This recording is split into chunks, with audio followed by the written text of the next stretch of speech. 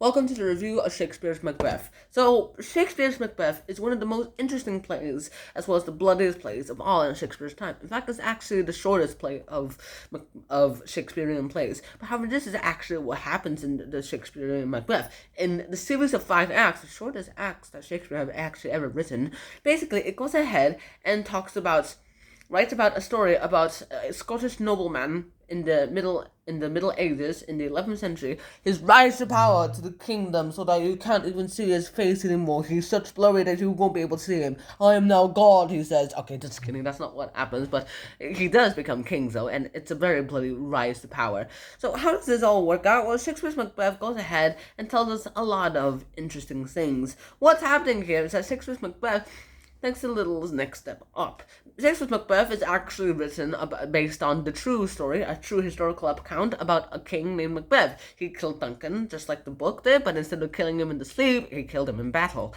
And there's so many other things that I really want to talk about, but instead of doing that, let's just go ahead and do something else instead. So Macbeth goes ahead, and it's pretty interesting for a little idea and a little topic. But Shakespeare's Macbeth goes ahead and tells us a lot of things about the things of the corruption, the corruptibility of ambition. When your ambition is unchecked, it can be very corrupt, and then when it's corrupt, well, you can go ahead and say bye-bye to your country. It's kind of doomed. But then again, in chaos, there's always some sort of order. In dark, there's always some sort of light. You can't have light. You can't have darkness without light. Darkness. If we only had darkness in the world, we would probably not call it darkness, because then we would have an opposite word to it, light. And the same thing has to have its opposites. If there's no opposite to something, well, then the other thing doesn't exist, and we don't call it that. So when there's darkness, there's always light. In light, there's always darkness. And of course, with mix and match together, there's so much more things that we can do.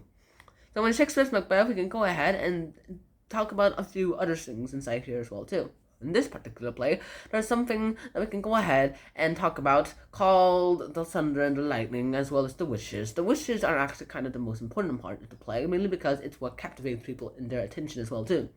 Now, remember, this is the Shakespearean times, and in Shakespearean times, the theater allowed everyone from all parts of society to come in. The cheapest ticket was actually 1 penny, and that's a lot of money for groundlings and peasants, beggars back then. So if you somehow scraped enough money to go ahead and go to the theater, well, you can come to the theater and go under the sun to go ahead and watch the play. Unfortunately, that means that if it's raining and the play is still happening, well, you are going to get wet. But if you paid a bit more money, like the dukes did, as well as the other noblemen did, to watch the shows, you can go ahead and go in a little upper class and go to the next level of the balcony, and in that balcony you can go ahead, under the protection of a roof, watch the play. Also, it is afar. In fact, nowadays, closer to the stage, those seats are actually way more expensive instead of seats that are way in the back. So that's kind of interesting. But then again, it's kind of hard to translate money into today's terms, because back then something that was expensive is nowadays a very cheap and common commodity, vice versa. And so, of course, that's literally what happens.